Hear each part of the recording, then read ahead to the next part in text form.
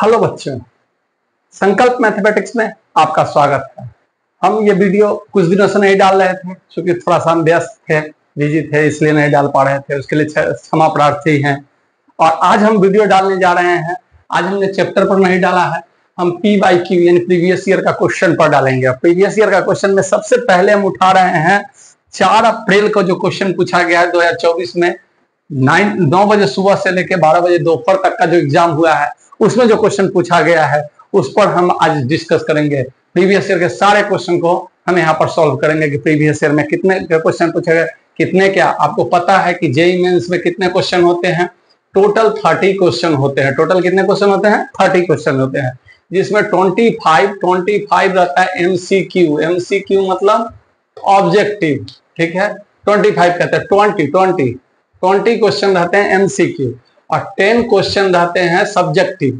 Subjective में आपको 10 में से कितना बनाना पड़ता है? 5, यानी टोटल 25 क्वेश्चन आपको बनाना पड़ता है। 25 क्वेश्चन यानी सारे क्वेश्चन 4 मार्क्स के होते हैं, यानी 100 नंबर मैथ्स का होता है। और अगर गलत होने के बाद -1 इस पर मिलता है। तो हम लोग ध्यान देंगे कि कैसे इसको बनाएंगे, कौन कौन क्वेश्चन पूछा है, किस किस चैप्टर से क्वेश्चन उठाया है और सारे क्वेश्चन को सॉल्व करेंगे। चलिए आगे बढ़ते हैं और अपने क्वेश्चन को लेकर आते हैं। जैसे इस एग्जाम में सबसे फर्स्ट क्वेश्चन जो पूछा है वो हम लेकर आते हैं। सबसे फर्स्ट क्वेश्चन पूछा है कि अगर फंक्शन कोई रियल से रियल हो, फंक्शन क्या हो? रियल से रियल हो, फंक्शन रियल से रियल हो। और कहता है कि fx जो है वो कैसा है? fx जो है वह है 1 - cos 2x by x square, cos 2x by x square. उसके बाद कहता है कि अल्फा, और उसके बाद कहता है beta √1 - cos x by x, beta √, cos x by x. अब यहां पर एक कहानी दे दिया, x 0 से बड़ा है, x 0 के बराबर है और x 0 से छोटा है, 0 के बराबर है, 0 से बड़ा है। तो हमसे ये क्वेश्चन पूछता है कि अल्फा स्क्वायर और alpha square plus beta square equal to क्या होगा, व्हाट। लेकिन एक कंडीशन कह दिया कि ये फंक्शन कॉन्टिन्यूअस है। ये फंक्शन कैसा है? कॉन्टिन्यूअस है। ये बात हमको दे दिया कि अच्छा चलो कॉन्टिन्यूअस है, और कहता है कि इसका alpha square plus beta square बराबर क्या होगा। मेरा काम इसने यहीं पर इजी कर दिया, कॉन्टिन्यूअस है। और कॉन्टिन्यूअस किस पर है? x टेंड्स टू 0 पर। x टेंड्स टू 0 पर जब कॉन्टिन्यूअस कह दिया तो हमको ये चेक करना है कि 0 से छोटा पर वैल्यू, जो 0 से छोटा पर इसका लिमिटिंग वैल्यू आएगा, 0 पर इसका वैल्यू और 0 से बड़ा पर सब क्या है? सब इक्वल होगा, तभी कंटिन्यूअस होगा। और इसको हम बनाने के लिए कुछ ज्यादा सरदर्द नहीं करेंगे, हम इसको alpha square plus beta square लिख देंगे। Alpha square plus beta square equal to what question कह रहा है। अब इसको मैं बनाऊं कैसे? तो दो चीज तो रामबाण होता है। 1 - cos थीटा इक्वल टू होता है 2 cos sin square theta by 2, और 1 + cos थीटा इक्वल टू होता है 2 cos स्क्वायर थीटा बाई 2। अब भैया सर ये कैसे आया? अब इस पर तो डिस्कशन करना जरूरी नहीं था, लेकिन मैं कर देता हूं। cos 2 थीटा इक्वल टू होता है 2 sin square 2 cos square theta -1। तो जिस दिन -1 इधर आएगा तो 1 + cos 2 थीटा हो जाएगा, और जिस दिन 2 थीटा की जगह थीटा रखेंगे तो थीटा बाई 2 हो जाएगा। और इसी का फॉर्मूला आता है 1 - 2 sin स्क्वायर थीटा। तो ये इधर आएगा और ये उधर जाएगा तो 1 - cos थीटा हो जाएगा। ये दिमाग लगा लेना है आपको, ये चीज एकदम याद कर लेना है कि कैसे बनेगा। अब हम क्या करेंगे कि हम इसको पहले ये LHL निकालेंगे, LHL यानी लेफ्ट हैंड लिमिट, और ये RHL निकालेंगे, RHL right hand limit alpha beta. और ये F0 दे दिया है कि F0 बराबर अल्फा, F0 बराबर अल्फा। तो अब हम लेफ्ट हैंड राइट हैंड कैसे निकालेंगे ये ध्यान दीजिए। पहले लेफ्ट हैंड लिमिट के लिए क्या कर देंगे? Limit x tends to 0 negative. अब यहां पर कुछ दिख रहा है 2 sin स्क्वायर और 2x है तो ये x हो जाएगा, नीचे x स्क्वायर दे दिया। तो x और x अगर इक्वल हो, ये और ये इक्वल हो, ये और ये इक्वल हो तो इसका वैल्यू 1 होता है। अब सर ये क्या लफड़ा है? Limit x tends to 0 sin x by x equal to 1। तो सर यहाँ पे स्क्वायर है तो ध्यान से देखिए, इसको हम ऐसा लिख सकते हैं sin x by x into sin x by x। अच्छा सर, हाँ ये काम हो सकता है, बहुत बढ़िया, मजे में। तो इसका वैल्यू अगर 1 आ जाएगा, ये 1 निपट गया तो केवल क्या बच जाएगा 2, इसका वैल्यू 2 निकल गया। अब F0 का वैल्यू अल्फा दे रहा है, F0 का वैल्यू कितना दे रहा है अल्फा, यानी हमको ये दिख गया कि ये दोनों कंटिन्यूअस है तो बराबर ही होगा, यानी अल्फा बराबर 2 हमको दिख गया। चलिए एक काम तो निपट गया। अब हम क्या करेंगे, बीटा का वैल्यू निकालेंगे। तो limit x tends to 0 positive, अब इसको वही काम करें, beta is equal to beta into √2 sine square x by 2, sine square x by 2 अब आई x है। अब साइन स्क्वायर x बाई 2 है तो कहीं ना कहीं beta into √2 sine x by 2 अब आई x बाई 2 बच जाएगा, x बचेगा। यहाँ x बाई 2 है तो इसको बराबर करने के लिए क्या करना पड़ेगा, 2 से ऊपर नीचे गुना कर देना पड़ेगा। अब इसका वैल्यू 1 आ गया तो क्या बच जाएगा, बीटा √2 बाई 2, ये तीनों बराबर है, ये अल्फा के बराबर, अल्फा बराबर 2 है तो बीटा बराबर क्या निकल जाएगा, देखिए तो इसको काट सकते हैं √2 से, बीटा बराबर 2√2 निकलेगा। अब alpha square plus beta square पूछ रहा है तो अल्फा स्क्वायर का 2, अल्फा का स्क्वायर 2 का स्क्वायर प्लस 2√2 का स्क्वायर, 2√2 का स्क्वायर, 2 का स्क्वायर 4, यहाँ 4 और 2 8, यानी 12 आंसर हो जाएगा मेरा, कोई सोचने वाली बात नहीं है। अगर ये इस तरह से क्लियरेंस नहीं हुआ तो आप कमेंट कर सकते हैं कि सर इसको साफ से बना दीजिएगा, तो मैं बना दूंगा नेक्स्ट क्वेश्चन, इसको नेक्स्ट वीडियो में इसको साफ से बना दूंगा। लेकिन ऐसे सोचने की जरूरत नहीं, क्यों मैं नेक्स्ट का चेक कर लूं, इसी में मैं साफ बना देता हूँ, इसी में मैं साफ साफ बना देता हूँ, टेंशन नेक्स्ट का टेंशन नहीं रखिए। आपको क्वेश्चन कह दिया कि चलिए नेक्स्ट क्वेश्चन से इसको क्वेश्चन नंबर 2 देखते हैं। क्वेश्चन नंबर 2 लेकर आते हैं और क्वेश्चन नंबर 2 को देखते हैं। अच्छा, क्वेश्चन नंबर 2 थोड़ा बड़ा है, डिटेल्स में हम इस क्वेश्चन को पढ़ के सुना देते हैं। कहता है let A B C 2 container है, मतलब 3 कंटेनर है, ए बी सी 3 कंटेनर है, हम इसको सिंपल समझा, ए बी सी 3 कंटेनर है। चलिए 3 कंटेनर को ऐसे नहीं लिखते हैं। क्वेश्चन कहता है कि ए बी सी 3 कंटेनर मतलब कोई बॉक्स है, कुछ भी हो सकता है, ए बी सी, उससे हमको कोई लेना देना नहीं है, ए बी सी। अब इसमें कहता क्या है कि ए में 7 रेड और 5 ब्लैक बॉल है, इसमें 7 रेड है, रेड बॉल कितना है 7 और ब्लैक बॉल कितना है, ब्लैक बॉल 5 है। बी में क्या कहता है, बी में कहता है कि 5 रेड और 7 ब्लैक बॉल है, रेड बॉल यहां 5 है और 7 है, ब्लैक बॉल 7 है। सी में क्या कहता है, सी में कह रहा है 6 रेड और 6 ब्लैक बॉल है, 6 रेड है, रेड 6 है और ब्लैक भी 6 है, ब्लैक भी 6 है। अब ये कहता क्या है कि इसको if the ball of drawn black ball निकालना है जो ए से होना चाहिए, जो ए से होना चाहिए। ये कंडीशनल प्रोबेबिलिटी का दे दिया है क्वेश्चन। कंडीशनल प्रोबेबिलिटी क्या कहता है, एक कंडीशन होता है कि अगर ये काम होगा तब दूसरा काम होगा। कहता है कि एक ब्लैक बॉल निकलना चाहिए जो ए से निकला हो। अब इसको हम कैसे बनाएंगे, तो पहले आप देखिए प्रोबेबिलिटी ऑफ ए बराबर हो जाएगा प्रोबेबिलिटी ऑफ बी, अब बराबर हो जाएगा probability of C equal to 1/3। कहानी क्या बनती है कि आपको 3 में से ब्लैक बॉल निकालना है, तो ब्लैक बॉल हम चाहेंगे तो ए में भी हाथ डाल के निकाल सकते हैं, अच्छा बी में भी हाथ डाल के निकाल सकते हैं, अच्छा सी में भी हाथ डाल के निकाल सकते हैं। तो पहला तो बात होता है कि हम किस बैग को छुए, ए को छुए कि बी को छुए कि सी को छुए। तो हमारे पास सैंपल स्पेस 3 है, 3 में से कोई एक बैग में ही हाथ डालेंगे ना, कि तीनों में हाथ डालना शुरू कर देंगे, नहीं कोई एक ही में हाथ डालेंगे। तो अगर ए में हाथ डाले तो 1/3, बी में हाथ डाले तो 1/3, यानी चांसेस कितना है ए में जाने का 1/3, बी में जाने का 1/3 और सी में जाने का 1/3, यानी 1/3। चलिए बढ़िया। अब ब्लैक बॉल प्रोबेबिलिटी, पहले कंडीशनल का मतलब होता है कि ये काम होने के बाद दूसरी काम। अच्छा समझिए कंडीशनल का मतलब, थोड़ा सिंपल भाषा में समझा देते हैं कि आपका मन हुआ कि आज खीर खाने का, आपका मन क्या हुआ खीर खाने का, तो खीर दूध से बनता है। तो आप अपनी मम्मी को बोले कि मम्मी हमको खीर खाने का मन है, तो मम्मी क्या बोली कि ठीक है मैं पापा को फोन कर देता हूँ, पापा को कहता हूँ दूध लेकर आने के लिए, तो पापा को फोन गया कि दूध लेकर आना है। अब खीर बनने की प्रोबेबिलिटी क्या है, डिपेंड करता है मिल्क पर, कि मिल्क आएगा, पहले मिल्क आएगा उसके बाद खीर बनेगा, यानी ये इवेंट हो चुका होगा तभी ये होगा। तो अगर ब्लैक बॉल होने की probability of black ball by A में क्या कितनी प्रोबेबिलिटी बनेगी, ब्लैक बॉल 5 है, टोटल कितना है 7 5 12, यानी ये हो जाएगा 5/12। अच्छा, probability of black ball by B, यहां पर तो बी बी दोनों बराबर ही हो गया, चलिए कोई बात नहीं, समझ जाइएगा। ये हो जाएगा 7/12।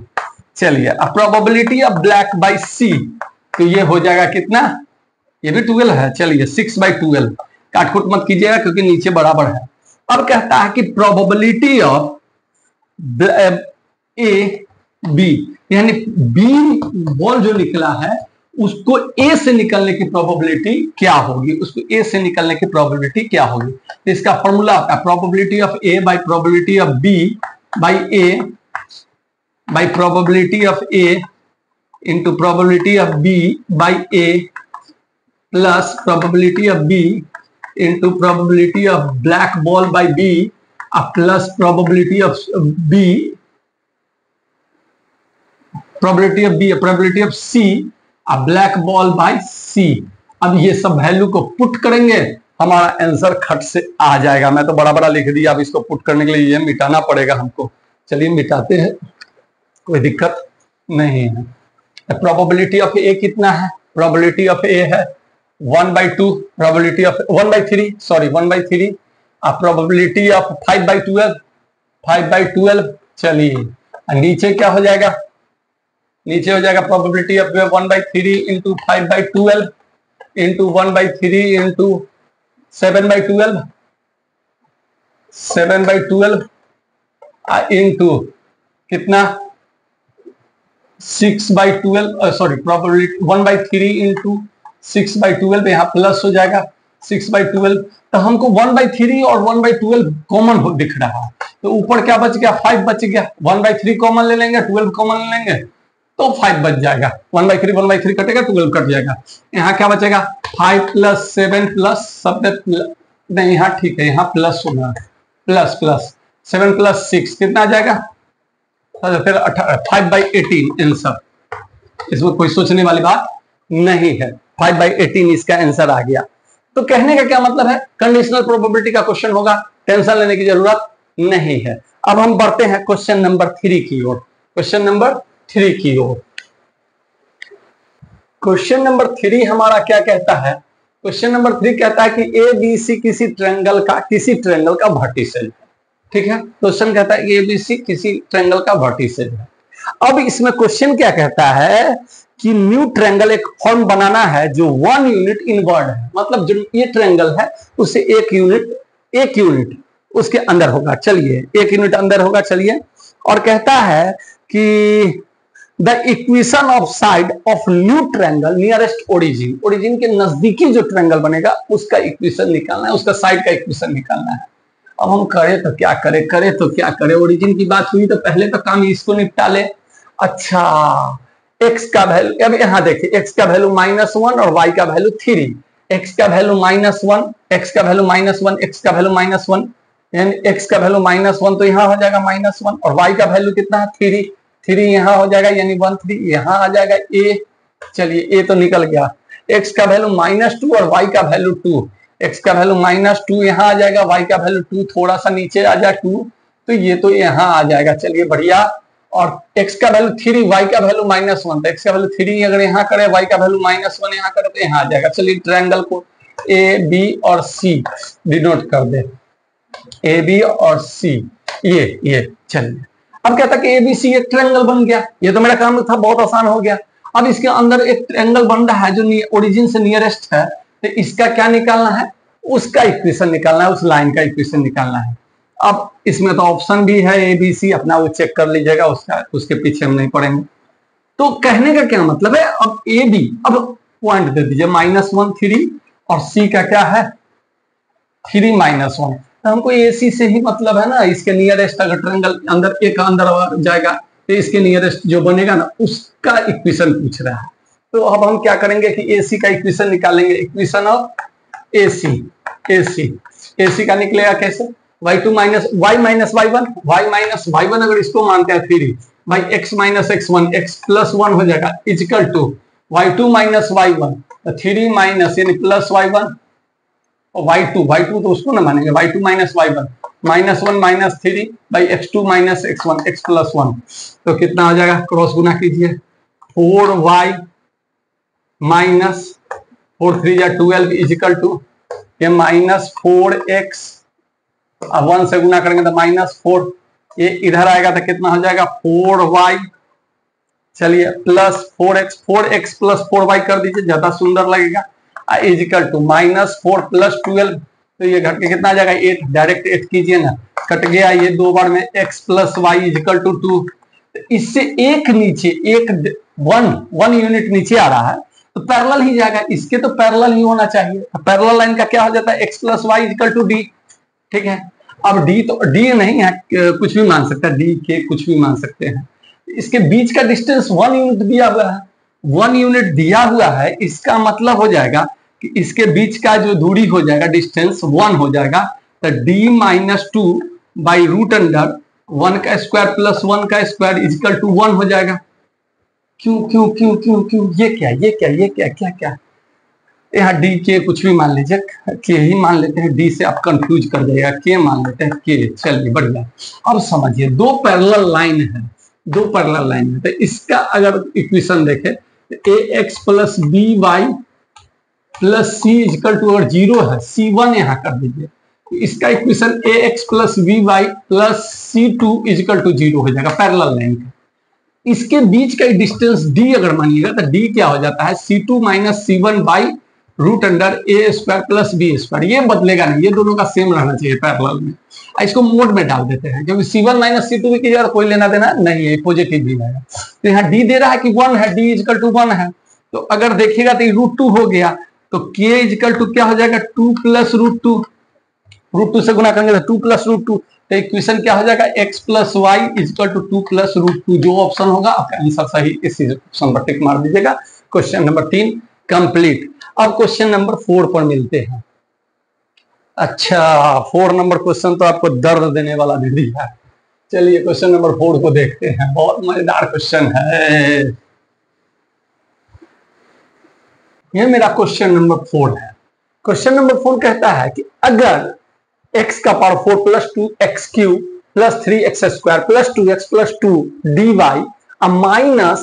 माइनस इतना 2x² + 2x + 3 dx is equal to, अगर 0 है तो कहता है y -1 इजिकल टू -y/4, तो y0 बराबर 1। ये क्वेश्चन मेरा 4 नंबर पूछ रहा है, तो हम यहाँ पर क्या करेंगे, इसको इजी वे में यहाँ करके 0 हटा देंगे, मतलब उस पर गया तो पॉजिटिव हो गया, चलिए बढ़िया बढ़िया। अब हम यहाँ dy/dx अगर लिखे dy/dx तो 2x² + 2x + 3 बच जाएगा, चलिए ये तो काम निपट गया। अब इसको थोड़ा सोचिए, थोड़ा सा सोचिए, x का पावर 4 + 2x³ है, अच्छा इसको हम लिख सकते हैं 2x² plus x² plus 2x + 2। अब थोड़ा सोचना है, थोड़ा सा सोचना है, इसमें और इसमें क्या कॉमन दिख रहा है, x² कॉमन दिख रहा है, तो x² कॉमन लेंगे तो क्या बच जाएगा x² + 1, बढ़िया। अच्छा इसमें और इसमें क्या कॉमन दिख रहा है, 2x कॉमन दिख रहा है, तो प्लस अगर 2x कॉमन लेंगे तो x² + 1 बच जाएगा। हाँ इसमें और इसमें मतलब हम टिक गलत मार रहे हैं, ये इसके साथ गया और ये इसके साथ गया, तो इसमें +2 कॉमन लेंगे तो क्या बच जाएगा x² + 1। अब x² + 1 कॉमन दिख रहा है, तो x² + 1 अगर हम कॉमन ले लेंगे तो मेरे पास क्या बच जाएगा x² + 2x + 2। कोई शक होगा, किसी को कोई शक नहीं होगा, कोई टेंशन लेने की जरूरत नहीं है। अब इसको हम क्या करें, अब क्या करें जो ये हमारा इजी वे में बन जाए, इजी वे में बन जाए, सोचिए सोचिए सोचिए, थोड़ा सा हमको कुछ दिख रहा है, थोड़ा दिख रहा है।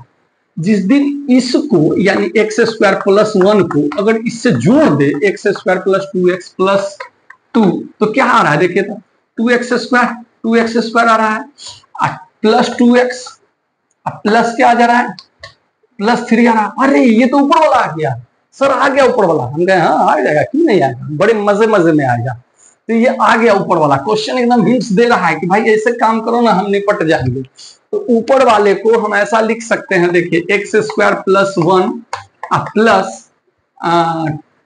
x² + 2x + 2 और इसको डिवाइड कर देंगे इससे, तो ये ऐसे तो हमको निपटा के एक लाइन में लिख देना चाहिए था, लेकिन बच्चे लोग कहेंगे कि सर बहुत स्पीड भाग गए हैं, इसलिए मैं पूरा लिख रहा हूं। X square plus 2x plus 2। अब क्या कर देंगे, इससे ये निपट गया, इससे ये निपट गया, यानी dy इजिकल टू बच गया मेरा पास कितना 1/। अब इसको मैं गेम खेल दूंगा, इसको अगर समझ में आ जाए तो x प्लस 1 का होल स्क्वायर प्लस 1 दिख रहा होगा सबको।